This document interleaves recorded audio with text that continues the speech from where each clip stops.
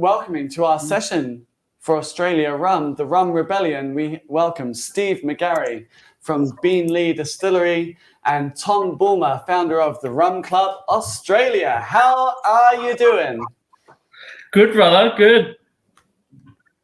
Morning. Welcome to the show. Cheers. How are you Awesome. both? See you, bro. Wonderful.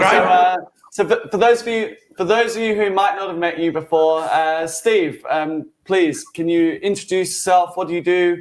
What's your role at Beenleigh? And tell us a little bit about Beenleigh as well. Yeah, please.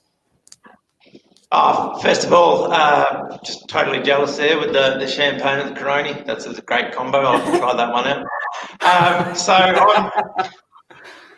I'm the distillery manager for Australia's oldest operating rum distillery, Beenleigh Rum.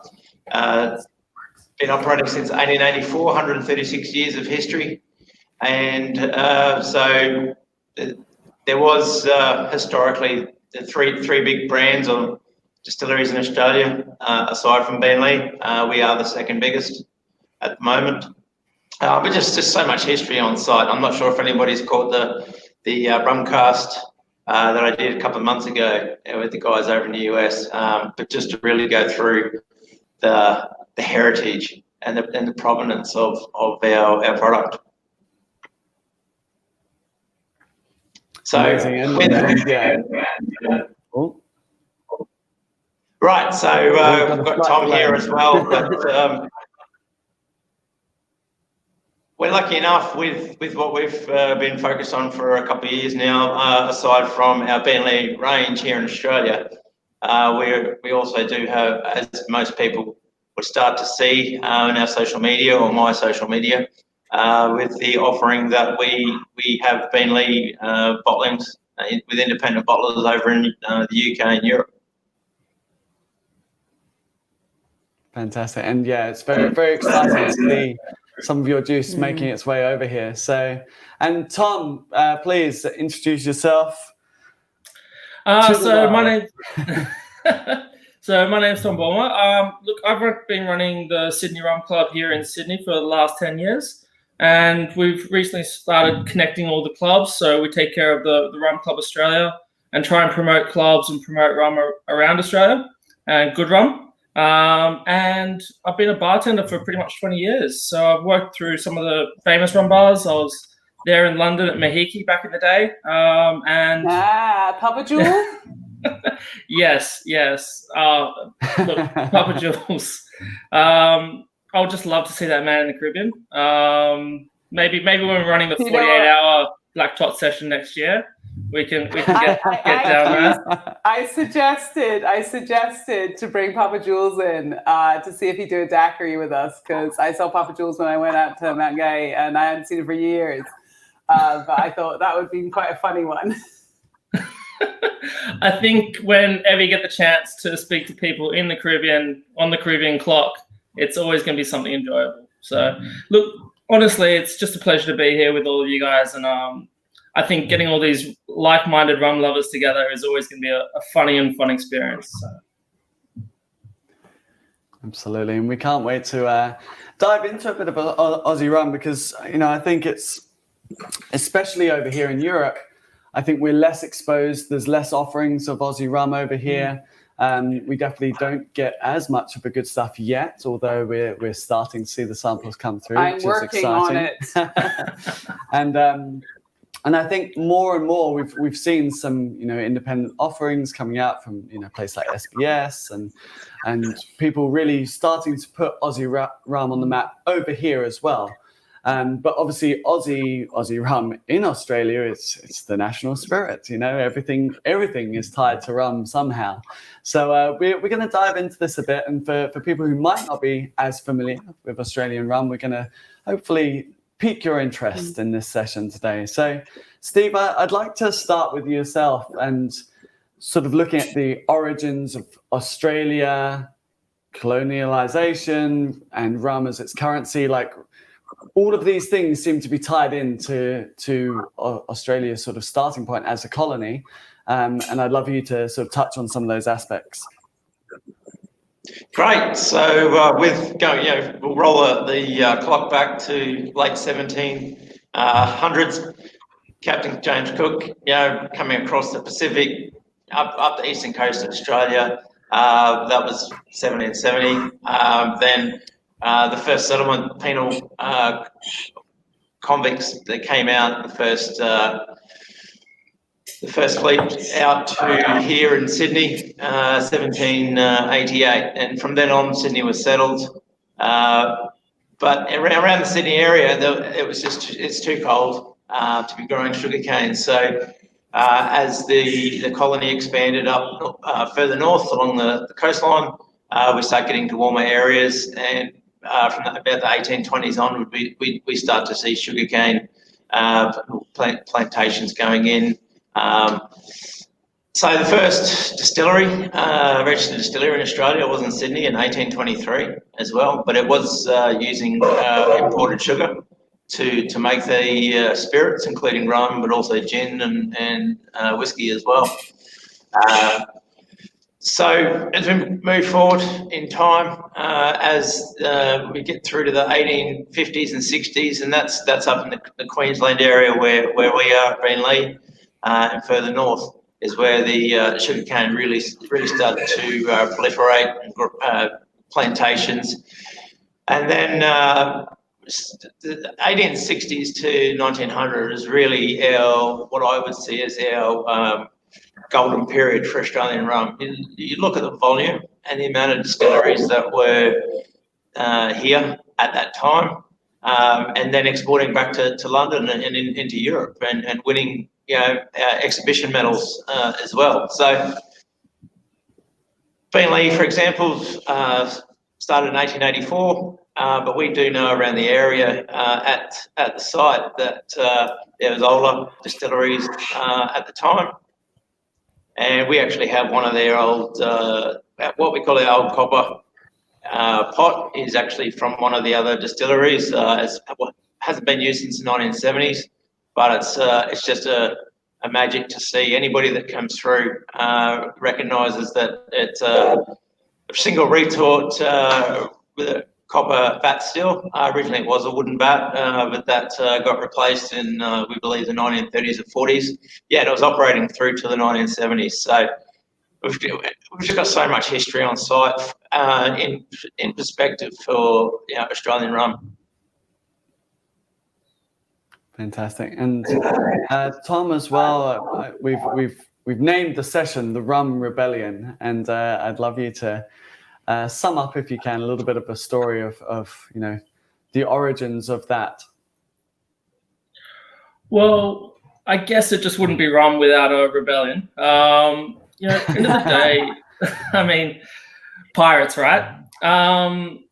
I think that it's always been fascinating to see how rum started in Australia, and places like Beenleigh and Bundaberg starting us out. I mean, sugarcane was one of our principal crops. Before then, fundamentally, we didn't have much. Australia was an outlying colony. We were very far from everywhere else, and like many colonies in those days, we reverted to rum as basically our economy. So it was, if you wanted a loaf of bread, how much rum would it cost? If you wanted something, it was pretty much determined in barrels of rum. So with that, we had these New South Wales rum corps, and they were pretty much in charge of the entire colony. And they were in charge of the rum as well. So it ended pretty badly when someone familiar, Captain Bligh, entered in as the governor, and they just didn't get along. For those of you that probably know a little bit about Captain Bligh from the Bounty back in the day, he was famously mutineered off the Bounty in the Caribbean, and his next posting was Australia, and things just didn't go well when he was challenged by the local rum corps, and basically he tried to imprison the leader of the rum corps, and they pretty much overthrew him just off the back of taxes and trying to take away the power of rum as currency from those people. It's pretty full on. In fact, even today, we still host Sugarcane Sunday, the rum festivals here in Australia, in the site where they all came together to rebel against the crown. And how did that rebellion shape how rum developed and how Australia developed from that point forward? You know, what consequences did that have? Well, that meant that basically after that, they decided that Bligh probably wasn't doing very well, and he was taken out of power by the crown, and we ended up with basically consolidating the way that rum was sold in Australia, and it led to things like hospitals being built. So here in Sydney, we've actually got a rum hospital, as it's commonly known as, and that was built off the profits of rum sales. You know, things like that, and we think about the sort of economy as it grew. Rum was it. Like, you know, to get here to Australia, you had to pass such major rum ports, so it still had such an influence in our economy. And the control on sale meant that we were a rum colony even from the day dot.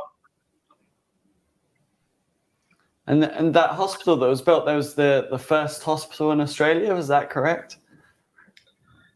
Yeah. Let's just say things weren't going well up until that point. You know, they've done some archaeology recently, and they've actually found that the way that the people who built the hospital built it, that there's a couple of like skeletons that are actually in the foundations underneath. Because basically, yeah, they had to build this hospital, and it was off the back end of, well, look, you can sell all the rum in Australia, and that's just Sydney pretty much at this point, but you have to build us a hospital. So they did the honourable thing and built it as cheaply as possible, and then just took all the profits from the rum sales. Like I said, doesn't sound pirates. like Australia at all. No, it doesn't, does it? I mean, I found a very interesting fact out the other day that an Aussie guy tried to sell New Zealand online on eBay, which I thought was absolutely the most genius thing I'd ever heard about Australia ever. So, you know, doesn't surprise me that they had a hospital built on rum. Yeah, they couldn't get much money for it. For New Zealand or the hospital? That's just an Australian taking a dig at New Zealand. That's just common over here. Chanel might kick you off the feed right now. So just be very Chanel careful. running the back of house. So you're running on thin ice already, Tom, which is almost a new record for you. So Steve, let's throw it back to you. Let's look at the origins of distillation. And was it 1823 that distillation began? Yes, as Tom was saying, you know, we look at the early history of the rum coming into the colony.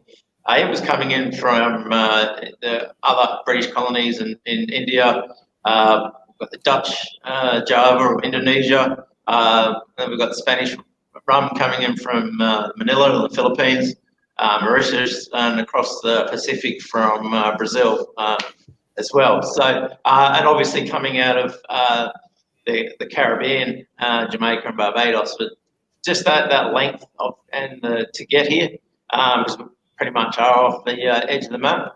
That the time for that rum to get here, the West Indies product as it is today, it's always regarded the best and the most expensive. So, can we come back to Australian rum distilling? So, as I was saying, there's that history in the 1860s through 1870s, 1880s, real golden period for the first major rum distillery was 1866. And I actually only found this out a few years ago that we're at the town in Queensland where I grew up, and just a couple of bends up the river, and there's the ruins of two sugar mills and two rum distilleries quite close to each other.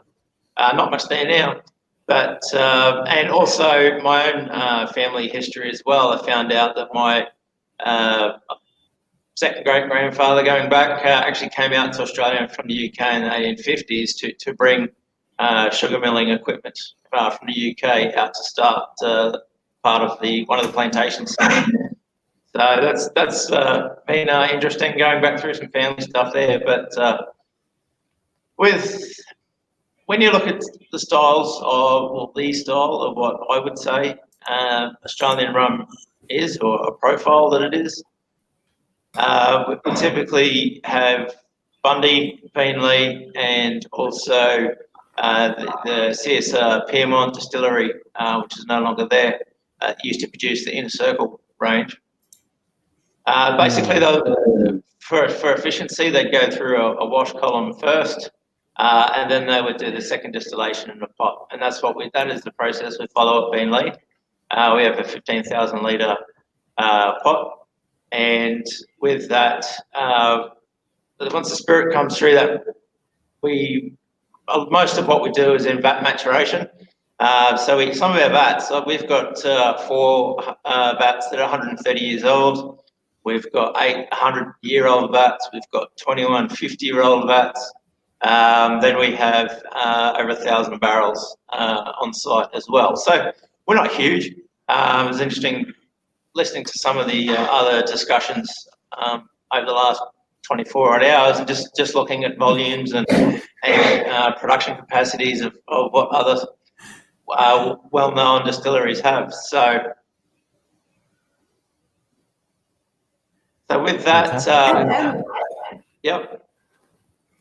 Steve, I'm just wondering, because I've never tasted any Aussie rum that's old. How, what was the kind of character of it? Do you know? I mean, is there many old bottles of Australian rum around? I mean, I know you messaged me saying you got some Inner Circle still, but I'm thinking kind of further back. Kind of, what was the character? So talking about Inner Circle, we've got an 80s bottle here from CSR and Piermont. Got some older stuff as well. Regards to Beenleigh product, because we do have a reasonable archive and some museum pieces, I guess, at the distilleries, celebrating our heritage. But up until the 1970s, with the vat stills at Beenleigh, it was a double pot process through those stills. They're very heavy, very oily, very fusely. I've had the opportunity to taste a couple of those, but they're fantastic. I really enjoy them. But then this is the thing that, for example, with Beenleigh, that we have a wash column in the pot, and then so we do have quite a lighter profile. But we also have had comparisons back to some of Jamaican and Barbados tones as well. So, which is really interesting for us. And what kind of barrels would they be using? Would they have been using old wine barrels? Because, I mean, if you look at things like Henschke and things that's, they were founded before then. Was that the kind of barrels they were using, or they were importing from somewhere? So that's part of with our wine heritage here in Australia, that's part of the reason of using the vats and going that way. It's just also cost of goods at the time, and not necessarily having to import thousands and thousands of barrels. But that's what we do see now with across in the Australian whisky industry. We're starting to see a lot of port barrels, the whisky, sherry barrels, wine barrels. The apple. So we do at Beenleigh, we do have a port barrel release as well. It's my favourite out of the range, and so those barrels have come from a lovely winery down in the Barossa Valley. A lot of heritage behind them as well. So. And this is something that we're across our company. We do actually have access to a lot of maturation options for us, whether it's reds, whites, tawny port, topake, also looking at all different options. And that's most of what we use. American oak, the old vats, old Kauri pine.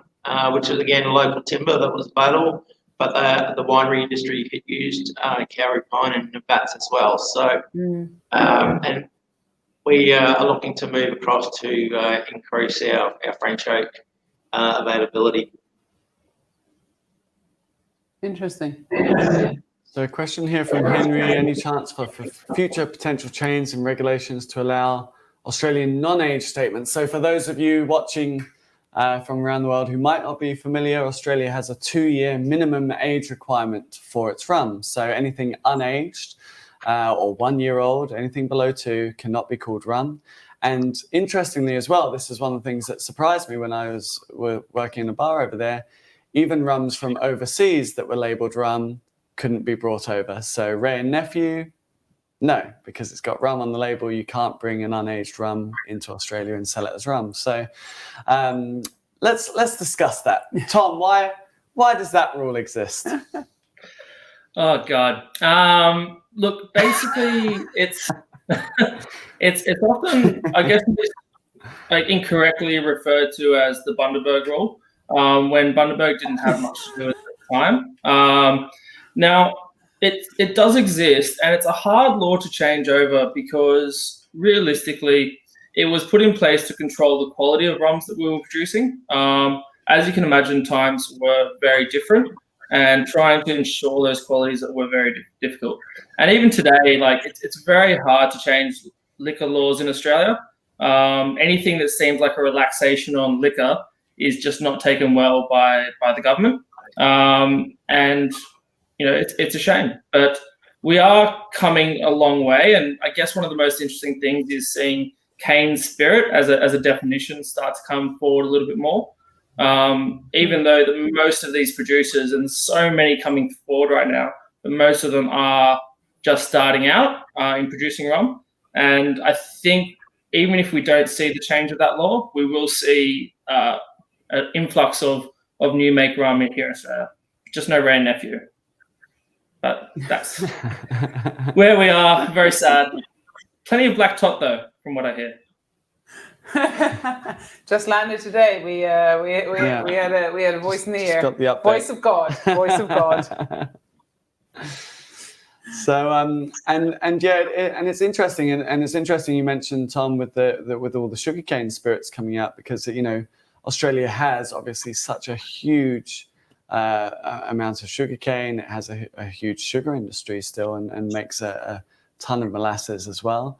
But having access to that sugarcane and being close enough to be able to make use of a sugarcane, like I know there's been, sort of one-off expressions with, sugarcane spirits being made in, Sydney and further afield. But really, you kind of have to be in Queensland or right on the border to be able to do it, right? Well, it's really interesting. End of the day, sugarcane started its journey in the entire world, just a little bit further north. So it started up in Southeast Asia. It just had to travel all the way through India and the Renaissance and onto the Caribbean. So it's when they started planting sugarcane here in Australia, it just really took off. And with that, it's our third largest export, agricultural export.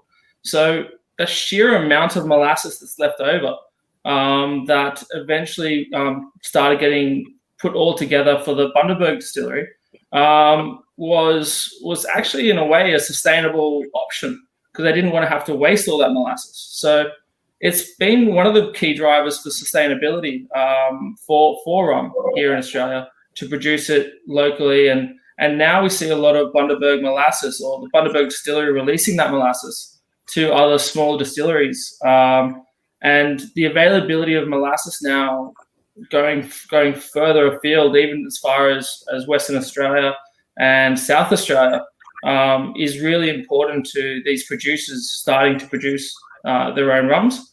But then we see things like Husk that actually have their own farms and are actually producing their own sugarcane strains actually right there at their distillery.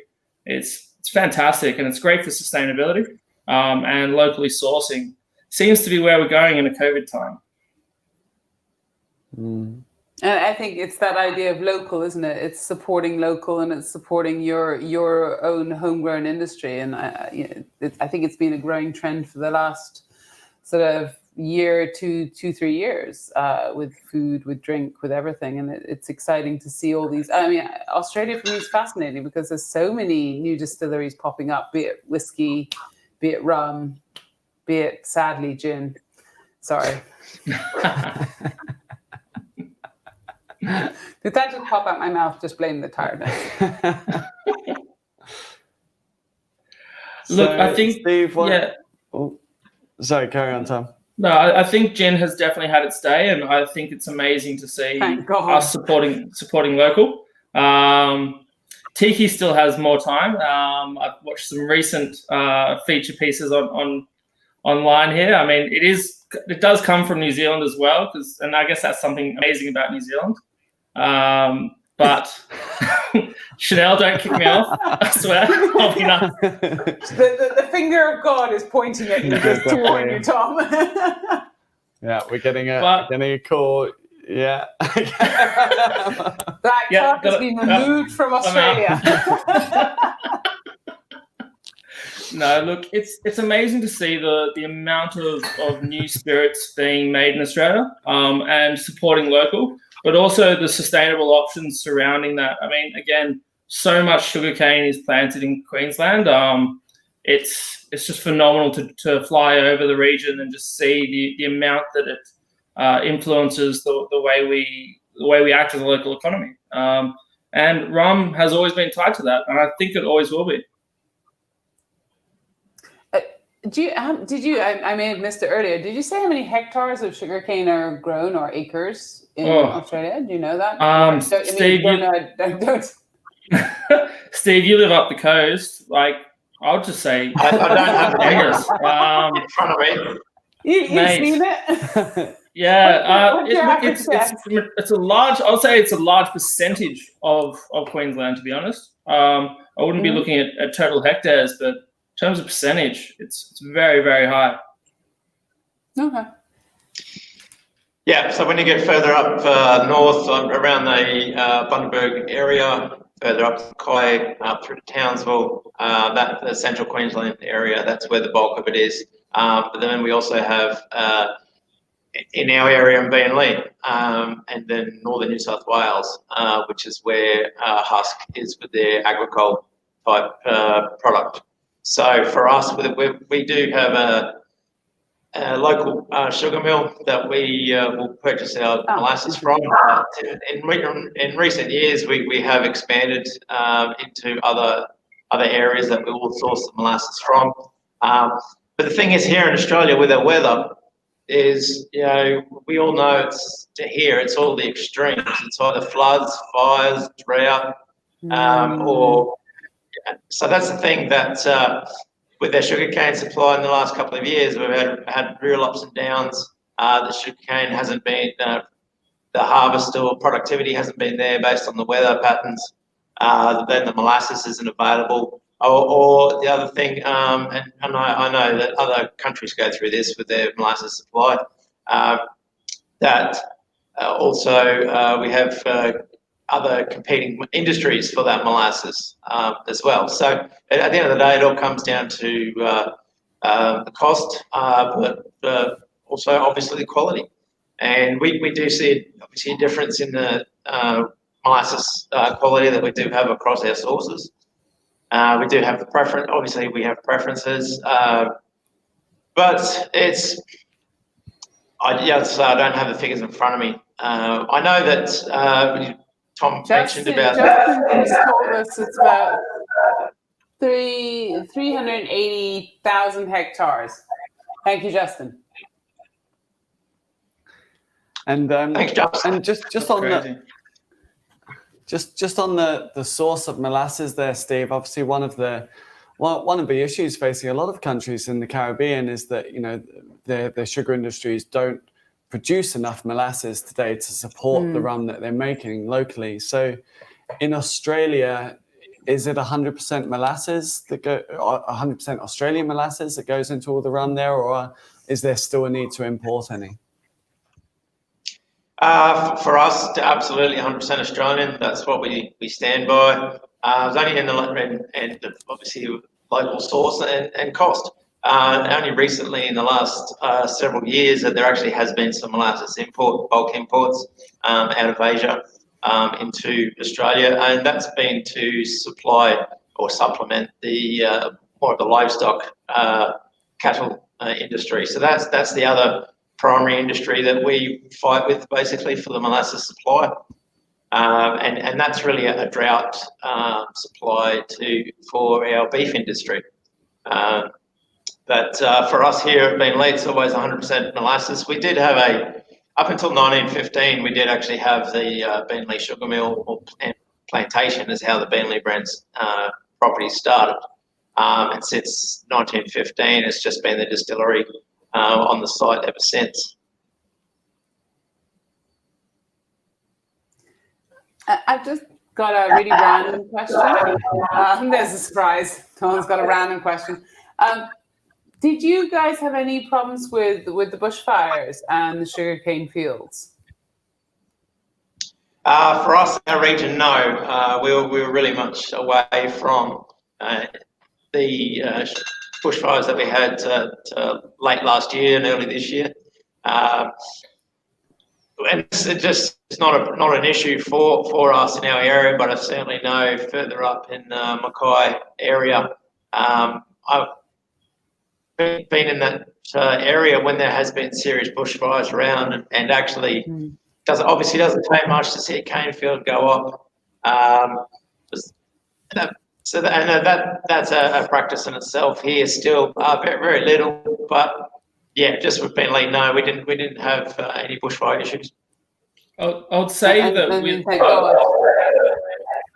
with a lot of the suppliers, the new suppliers around New South Wales and Australia to a large extent, the bushfires has really affected farmers, and these distilleries, they're all very close to the farmers themselves, and the effects on tourism, the effects on the distilleries themselves, trying to source molasses and deciding what to plant, and all the I guess the economic impact on distilleries really did take its toll, and then the double punch of COVID as well.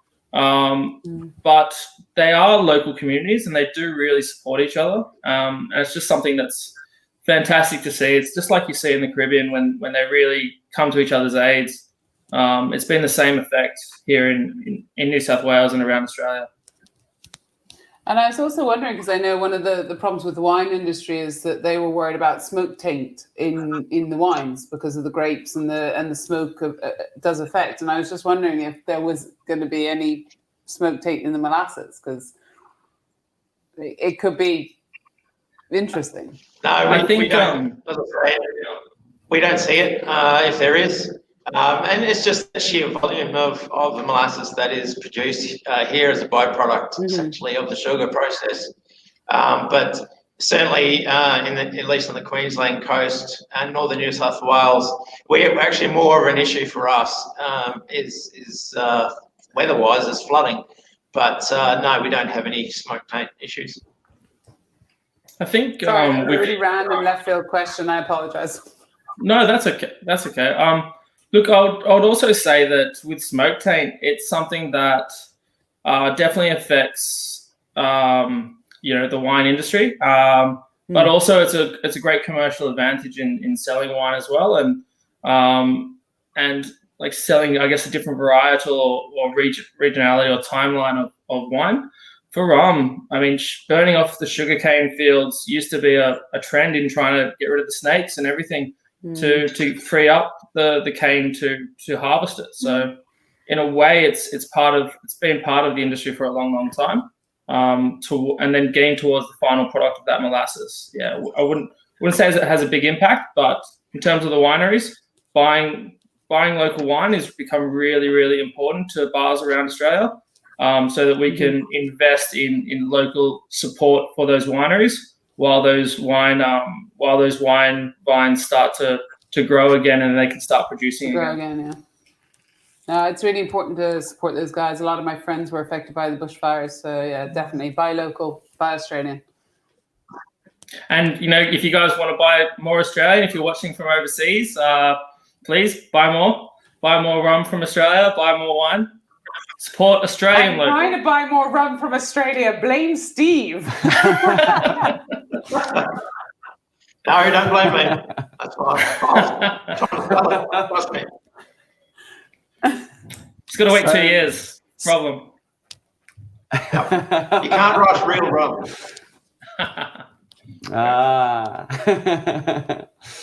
So, Steve, I want to dive in a little bit into the naval rum history with Australia, because, it's commonly talked about with, the Caribbean countries, Trinidad, Guyana, Barbados, Jamaica, being core components of the naval rum blend. But what we actually find is in the later decades, we see more and more Australia rum being introduced as part of the blend as well. So, and you and I really first connected over a sort of shared love for history and old little relics, and you're my authority on Australian rum history. So I'd love to know some of the things you've discovered and some of the things you found about Aussie rum in the naval blend over here. Okay. When we look back through the archives, particularly World War II, I think it was 1941, 1942, the British Eastern Fleet coming out to basically protect Australia during the Second World War. So with a Navy coming, the Australian Navy has never had a rum ration, yet the New Zealand Navy did up until I think 1990. It was the last Navy to have the ration. But back to the Royal Navy, so the Australian government put out rum contracts to supply the Royal Navy, and so it was not Beenleigh was part of that, but it was all three distilleries. It was Bundaberg, Beenleigh, and CSR Pyrmont, with those contracts to supply the Royal Navy. And so I say early 1940s right through to, as we've seen and aware, the mid 1960s. So, and it's actually, when you look at some of the labelling on the Beenleigh bottles here in Australia in that period, it actually has the tagline front and centre on the label, as supplied to the Royal Navy. So that's one thing. Also, around that same time, well, actually in 1943, part of the Australian Navy was involved in a special ops type thing in Singapore Harbour. And it's well documented and well known about the what they call Z-Force Special Ops. And this particular mission was called Operation Jaywick. And so basically it was a boat that sailed up from the west coast of Australia up through Indonesia into Singapore. And so they went in undercover and ended up stopping the Japanese fleet that was sitting in the harbour there. But while that mission happened and the guys got back on the boat to come back to Australia, they actually had Beenleigh rum on the boat with them, and that's what they had a tot to celebrate the success of getting out of Singapore Harbour. So that's just a snippet of Beenleigh's influence in the both the Royal Navy and then around that history as well. And so that's interesting. One of the points I just want to sort of clarify there, Steve. So it was almost a logistical, because the Navy from over here was going to Australia around 1941. It made sense, I guess, to bring something back. Whereas, sort of, I think I had this image of the Navy blend being like, why do we order rum from Australia? That's a long way to go. Like, but if that logistically made sense to bring the rum back with them, then of course, why wouldn't you introduce rum into the blend? Right. So when you see the wicker jugs, yes, we've got rum one like you've shown out of Singapore. Yeah. Yes, we've got. So like you've mentioned that one out of Singapore. Yeah. So with the Royal Navy in that timeline, they were coming in out of Sydney, but also had Navy bases in both Singapore and Hong Kong. So not only was it available, basically the rum was coming out of Sydney, getting stored in their victualling yards over in Singapore and Hong Kong to supply the fleet from there. There was also storage in Western Australia and Perth, other side of the country, for the victualling yards as well. So I guess at the end of the day, strategy, minimise the risk. Had rum stored in multiple locations. Absolutely, and that was one of the. I sent this picture to Steve a few months back because one of my, one of the fun parts of my job is getting to go through some of these old Navy rum flagons and dating them and finding out, what year they were bottled and where they were sent to and where they came back from and all this kind of stuff. And we were going through a whole heap of them one day just before the lockdown happened at our warehouse, and one of the flagons, completely randomly mixed in amongst all the others, just had a wax seal and it said Singapore on it. And the wicker was completely different. You could tell it had been made in a completely different place. And this one standalone flagon just clearly saying it had been bottled in Singapore, which was news to me. And then you were doing that. You came back with a whole load of research that you found about early rum distillation in Singapore in, was it 1848 off the top of my head? Yeah, it's a little bit earlier than that. So when we start to look across more the Asia Pacific region, and this is my real interest outside Australia specifically, is the Asia Pacific region as a whole. As I said earlier, with the different sources of where the rum was coming through from different, whether it was Malaysia, Singapore, India, Philippines even. So yes, with Singapore itself, they had some early rum history in the 1830s to 1840s. It was actually an American guy that came out. He was the first, basically, consulate for the US. Was stationed in Singapore. Had a sugarcane plantation, rum distillery, and so that was getting imported to Australia shortly afterwards. And then we also see over in Malaysia, same thing, the English colonisation of the area there, that sugarcane plantations and rum in and around Penang. And all in the meantime, then you've got the Dutch in Indonesia, Java, as well in that same period. Fantastic. It's I think it's an area of rum which I think most people are unfamiliar with, and it's fascinating to be able to talk more about it and dive into more of its history because there's such a rum culture out there, and there's something doesn't necessarily get the attention it deserves. There was something really interesting that I heard about, which was when I was doing some research that was surrounding Coca-Cola as well. Because they were using a lot of, the sailors were getting a lot of Coca-Cola in port, they were actually emptying out the Coca-Cola and filling it up with local rum and then taking it back on board the ship. Awesome. And I think about this, I think about the timeline of this and the nature of the war and all that. And I just want to say, maybe the Cuba Libre started over here, perhaps. I mean, we would have to look at the timeline a little bit better, but World War II was closer to closer this time than liberation of Cuba. So. Again, something for the 48-hour rum session that we've got coming up next year. Like, I think there'll be a little test on that. I'm there. Yeah, sign me up.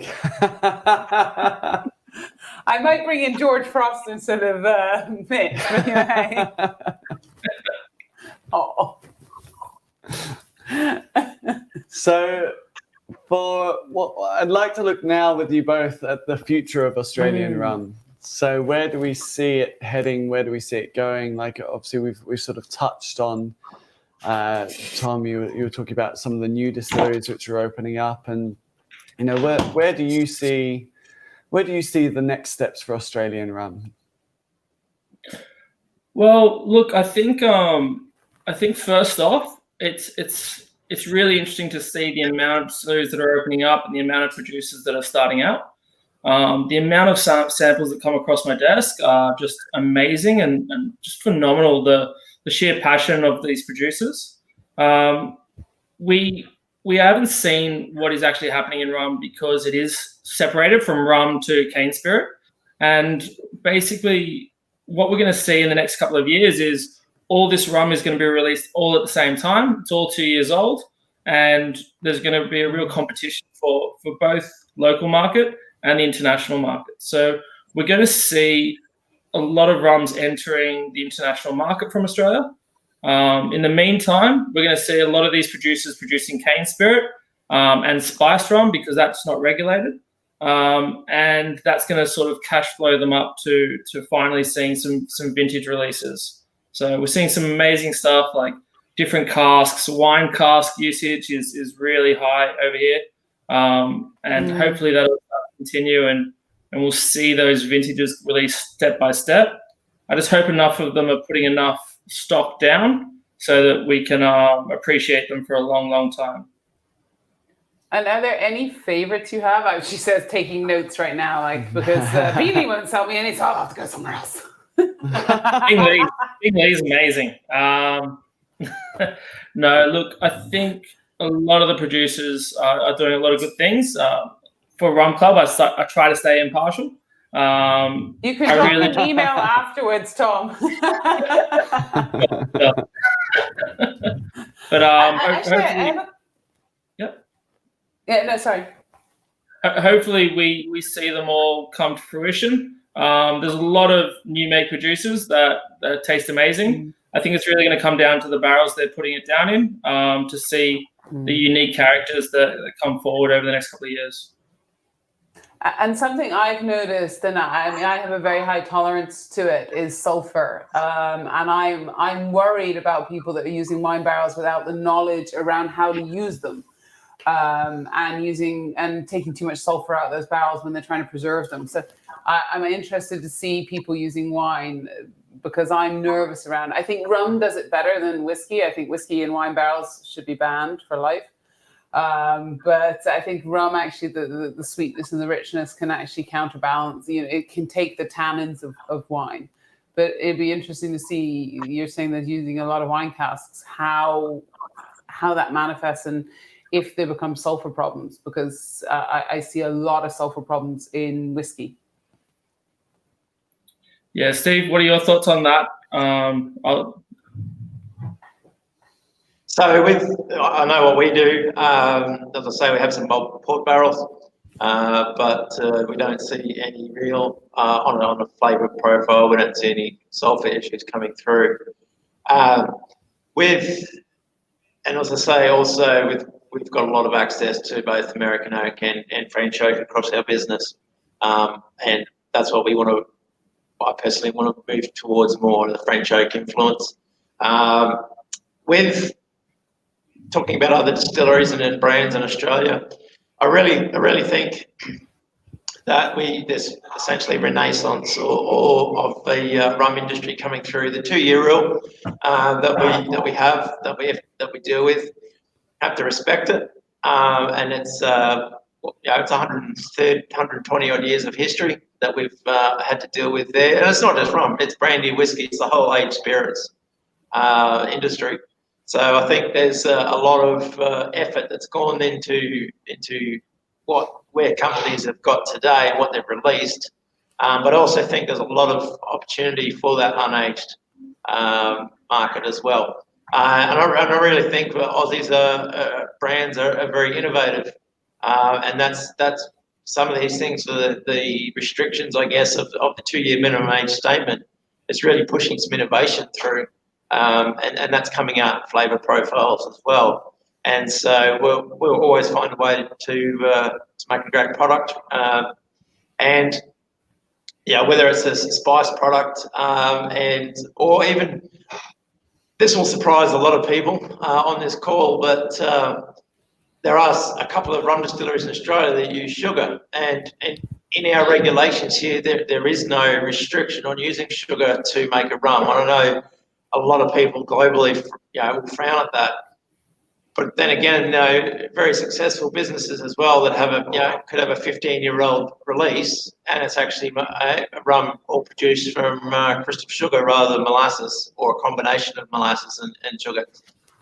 So that's something that we do have here in the industry as well. I'm personally against that, but I'm more of a traditionalist. and that's part of with the history that we have at Beenleigh, and that's where 100% molasses. But coming back to your brands, with what Husk is doing, with their basically all end-to-end process, got their farms and local suppliers, the sugarcane, and that agricole style product here in Australia. I guess it's more of consumer awareness for us across the industry as a whole, and getting liquid to lips, but also being able to educate people of what is an Australian rum. It's not necessarily one brand or one dominating brand. And if they say to us, well, I don't drink rum, or they've had a bad story, negative association with rum, then it's just that education piece to get people through that. Fantastic. And we've got a couple of good, really good, great comments here, just about one from Michael York. Hey, Michael, saying there's, potentially a movement to actually add an amendment to the 2-year rule. Do you, what would that amendment look like? Do you know, Steve? So just to keep it short and simple, there is pressure from a foreign country to look at importing bulk unaged cane spirit into Australia. And that's where some of the larger brands are wrapped up in that as well. So that may happen. It's actually a bit of a trade issue that's being reviewed at the moment by the government. But also, that's what I'm saying, that it's a tricky one for as I say, not just rum in Australia, it's also your whiskey and brandy 2-year age statement as well. So if that 2-year rule drops away, there's going to be it would be an absolute game changer for the distilleries here, and good and bad, to say that too. Interesting. Yeah, look.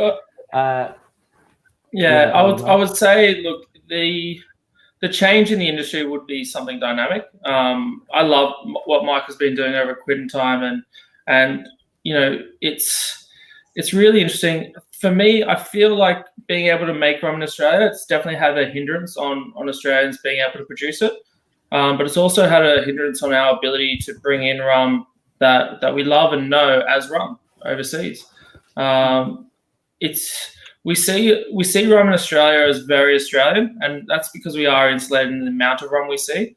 But when I was in London, it's seen as that Caribbean spirit. It's seen as that holiday-esque nature. And I think it would be nice to be able to see some of those brands we love get into the country. But Steve is right in saying that making sure we have adequate controls when we do make these changes is really important as well.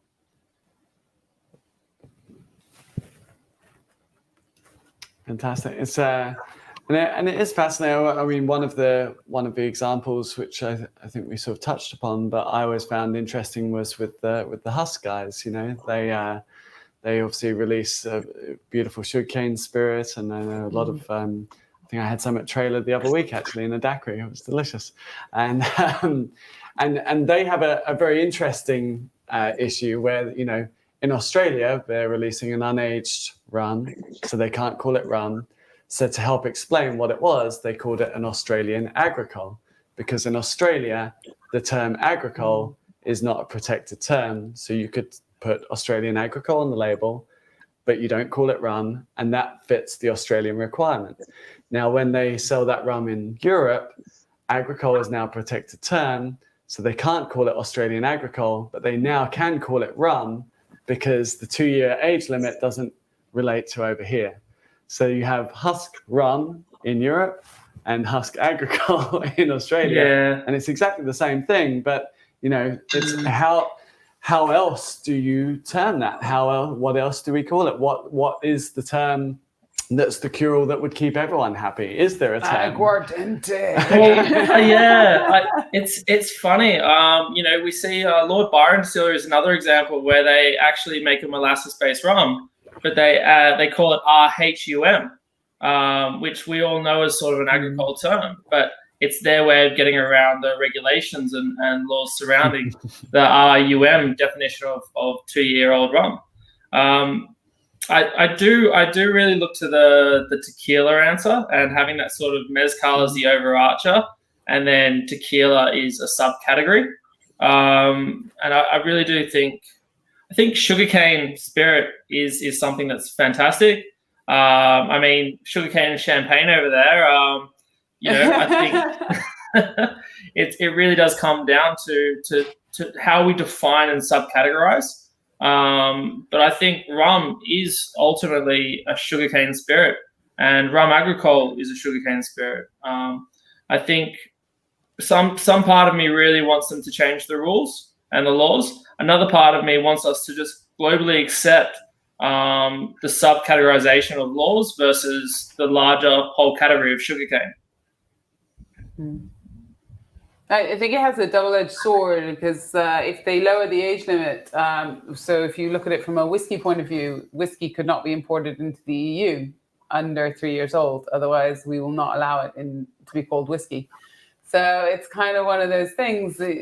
Where's the balance? And you're right. It's about that kind of reciprocal trade, which is something that seems to be blown out of the water at the moment, just because of various presidents somewhere in a big country over the other side of the world.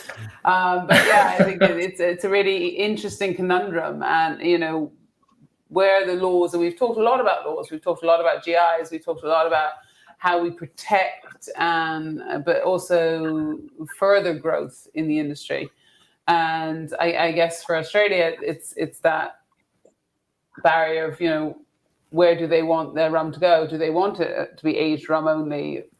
Or is there this flourishing development of these beautiful rums that are made from sugarcane juice, or sugarcane spirit, which are fantastic? I mean, we've heard that all along. White rum, or this premiumization of unaged rum, is an interesting category, and I guess you guys can't explore that at the moment because of the legislation. Yeah, and I think I think in a lot of the laws, and a lot of what you guys have been talking about today in relation to it. Laws are in place to protect supply. Interestingly enough, our 2-year law doesn't actually relate to barrel size, which it does in most other areas that have legislation surrounding it. So you see these giant vats, and we're calling this 2-year-old rum. So laws are in place for a reason, and they should be there to support local. But at what point, if we start changing laws, how far are we going? Are we going to regulate the amount of sugar we add to rum? Are we going to tell people they can't use Solera and they have to use minimum aging? Rum has culture. Yeah, right. Rum has culture. Let's mention the word Solera. It's important that we protect our heritages as well, and people should be allowed to make rum to their heritage, to their culture, and quite frankly, for the people that really enjoy drinking it. And hopefully, while we do see an amendment to regulation, we also have to respect that every rum producer has the right to produce rum in their own way and for the palate of their people. Absolutely. And yeah, I totally agree, Tom. Just to add to this, it's really in the Australian market, it's really a labelling concern that you can't have the word rum on there, or unless it's the 2-year age statement. So it's the same for the whiskey and the brandy industry. So that's where I say the innovation is there in the industry. But then when you see the big multinationals coming in, and their product isn't necessarily aged 2 years, but it's how they label it that is the key. So any other brands that are coming in or looking to come into the Australian market, it's really down to the labelling concern. I think tech team, we need to throw up Nick's question, because I feel it's really relevant to the whole of the last however many hours. Mitch Wilson. If anyone. Do you prefer white or gold rum? Or This is a George Frost question. I mean, we've moved past Jack speak. We're on to George speak now. Mitch. I think the question Nick is trying to ask, Dawn, is do we prefer unaged or aged rum? No. He's trying to ask you to prefer white or gold rum. Mitch? Does white rum even exist in Australia? Mitch, Wow. white or gold? Mitch, it does. let's not get Absolutely, racist it about the does. colour of rum here, Mitch. Bring George back. George, where are you? Nick, get back. Go back and annoy McFadden. Nick, I love you. Thank you for that. So, Steve, have you got anything exciting coming up that we should know about? Any little teasers or things you're not meant to talk about that you definitely will with us? Something to do with Luca, maybe. Maybe. As I say, just said some things that we can't talk about. We at the distillery though, we at the distillery we are about to launch a distiller exclusive program. So we have a sample here, and some very lucky and few people in Australia have. Look at that! Where's the love, Steve? Where's the love? We'll get some to you. Yeah. So How many barrels are you ordering, Dawn? I would order quite a few if anyone would let me. Yeah, so we have a new release here. Sorry. Exclusive distillery, 46%. So we've bumped up the ABV for what we would normally offer. It's a 7-year bourbon barrel. And so this is our first release for quite some time, particularly from the Beenleigh site. And it's the start of a program that will be rolling out 2 to 3 releases a year. So, yeah, this will be should be ready for Rum Day on August 16th. And did you have something coming out late in the year that you were talking to me about, Steve? Potentially. So that's part of what our release will be next year. We've got a 15-year release that's due. Will be mature over the Christmas New Year period. So we are looking at a 15-year release in 2021. Which is awesome. Hopefully there'll be someone a boat coming over.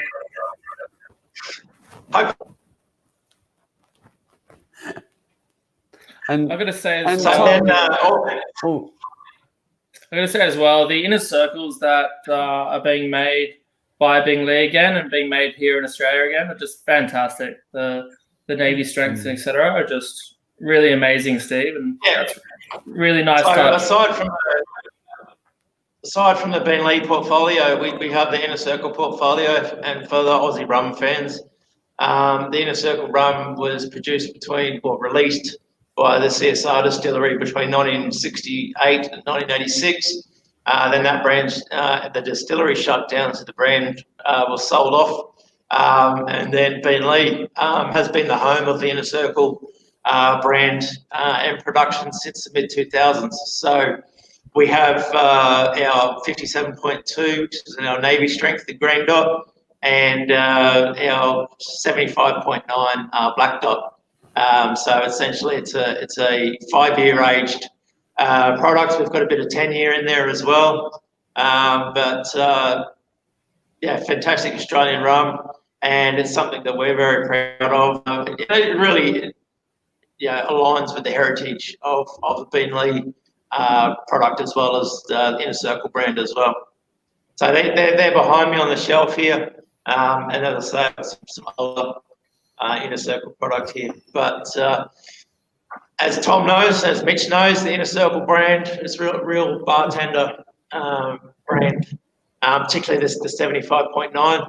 It's up there. It's got plenty of punch, and go a little bit away. Yeah, I think it's really interesting with the Navy strengths and things like that we're seeing come through. I was talking to a friend who works at Archie Rose, and we were saying in terms of sustainability being the new issue, all we have to do is pour less and pour higher ABV. So surely if we just all switch to 151, we'd be reducing our shipping costs and producing drinks with a more sustainable approach. Depends how much 151 you pour, of course. But. And a higher duty. It's an interesting point. Interesting point, because one of the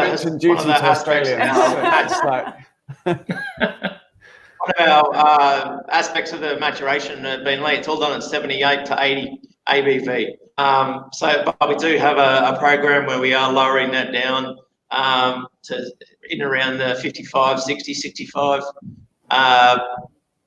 ABV as well. So we have a different site, warehouse site, and we've got some rum maturing down at 60. So and to put them side by side, it is amazing. Just that and the impact there in our second warehouse. So we do. It's funny though. We do really enjoy the high ABV, the character it delivers, and also as we're now starting to see the independent bottlers over there in the UK and Europe are really supporting it as well. And I think that's got quite a lot to do with the whiskey industry and how much more probably whiskey drinkers are starting to drink rum and that kind of palate that's already attuned to that higher ABV in terms of cask strength. And yeah, I said earlier in the session at some point, don't remember when, could have been any time, that, when we bottled Mount Gay, we bottled at a higher strength because we didn't want it at 41 or 43, sorry. We wanted it higher. So I think we're at 54%. Because we felt that gave the rum a little bit more depth and it carried the flavors better. And I'm super excited to see more rums at higher strength because I think it really allows the flavors to be carried. And maybe I'm a hardcore bitch that doesn't want to drink Plume, but sorry, another Bacardi reference. 100%. You think about, you can always take away, but you can never add. And for a bartender, I've been bartending for so long now, and that's always been the problem. With a lot of spirits, especially in Australia, because of the high taxes, a lot of things arrive here at 38%. And at that point, you're just not making a great drink. And it's really sad to have that. So if we could have more ABV, and especially in tiki drinks and things like that, which really call for those 151s, it's great to see that little bit of resurgence, because those extra percentage points on ABV just definitely make the difference. Alcohol carries flavor. It's a no-brainer for me. You carry flavor in a balanced way, and that's the best thing for whether you're making drinks or whether you're just drinking it. Chow seems to agree. Chow definitely agrees. I'm quite upset because Mitch told me Chow gives the best hugs in the world, and I was like, "It's true." What about me? And apparently, Chow, I'm going to go to Australia to sample one of your hugs because I think I give the best hugs in the world. Not if she hugs you. I mean, this is the bar that has the motto of hug life as their brand image. So. I don't know. Damn. I think it'd be an awesome hug off. Chow, are you up for it? Definitely. Mitch will have to be the judge. Mitch has received hugs from everyone. Mitch, what are you saying? Mitch has already declared his allegiance to Chow. He just pushed me aside in about 1.5 seconds. I mean, I didn't even get a look in. Well, maybe we have our answer then, Dawn. I don't know. Chow, I'm coming for you, girl.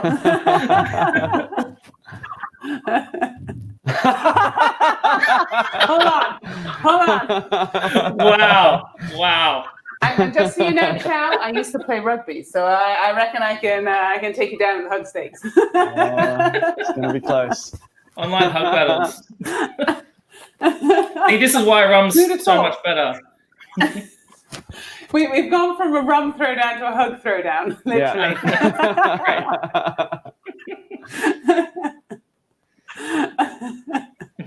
And John is back. John Hume, Jack Dusty is back in.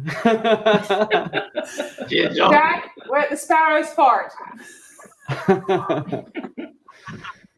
So, Tom, anything exciting coming up that we should know about? I guess a lot of events have been delayed with everything going on in the world, but what can we expect to see next?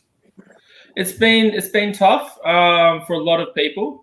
I think obviously we've had to cancel Sugarcane Sunday around Australia, which was really upsetting for us and for everyone involved.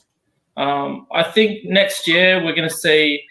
Let's just write off 2020. We'll just say 2021.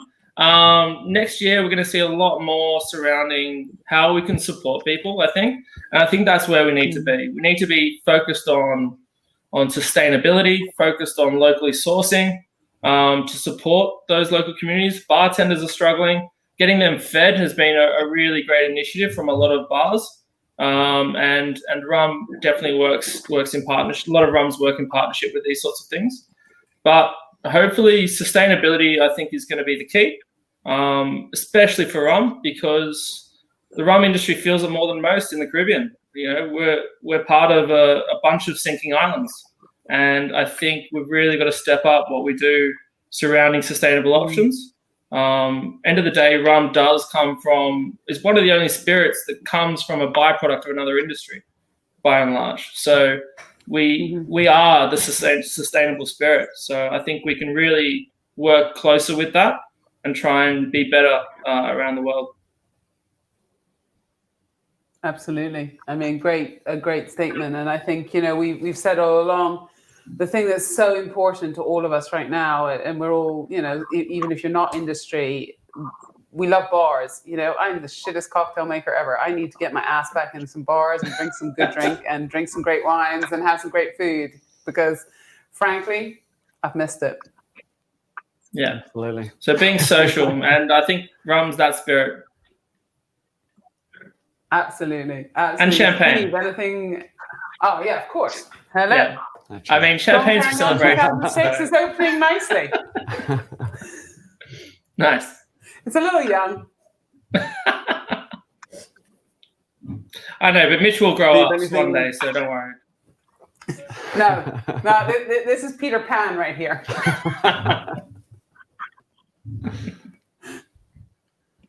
Steve, I understand you've got something coming up. You've got a new blog coming up as well. So something I've been working on for a while, ruminsights.com. Not launched yet, it will be.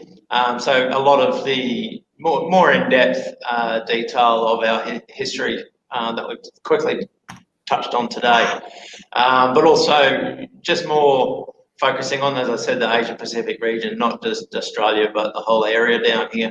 As I said, there's so much that has gone on across the region and influence across, obviously if we back in the colonial time, and we've got the Spanish, the French and the English influence across the whole region. So watch this space. Well, if you want to interview two amazing people, well, hey, we're offering our services of sugarcane and champagne. Okay. Will that be the 23-year-old Coroni? 23-year-old Coroni is fucking awesome. Sakimba gave Mitch some Long Pond 60s from the 60s, not Long Pond, Longmorn from the 60s. Yeah. And it's actually got a really, really similar character, because you've got this pink grapefruit, and pink grapefruit's one of the signatures of old Longmorn. And actually, for me, on a good Coroni where it's not been over-aged and over-extracted and too kind of in your face, actually, this has got it in spades. It's absolutely awesome. Yeah, it's absolutely beautiful. So yes, we'll swap you, Steve. You send us something tasty, we'll send you something. Are you sending me my Coroni? You're already drinking half my hand then. I love it. Mitch is just giving away my shit.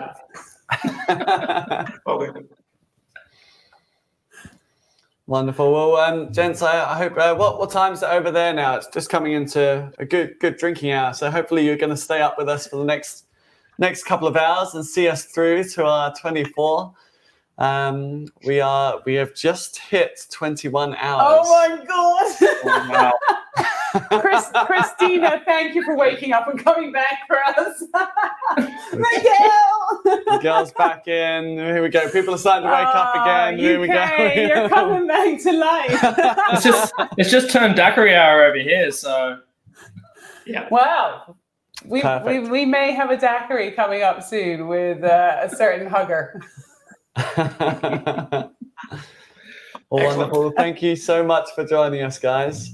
guys, pleasure. Thank you. Thank you. Yeah. And we will see you. See you later. See you soon. Well, that was cool, wasn't it? That was really interesting. And I learned a lot about Australian rum, which is super cool because I didn't know anything about it before. So yeah, we've got and I can see a lot of people in the comments from Australia. So hi to everyone over there. I hope you're all well. Yeah, we can't wait to see more Aussie rum coming on over here. And I think it's daiquiri o'clock. It's almost daiquiri o'clock. We're going to be joined for one more daiquiri, but not just yet. We're in a little while by Chow Tran and the Burrow Bass team over in Sydney. They're going to be our final daiquiri today. But for now, we're going to cut to a little sugarcane and champagne interlude, and we've got some more cocktail videos for you.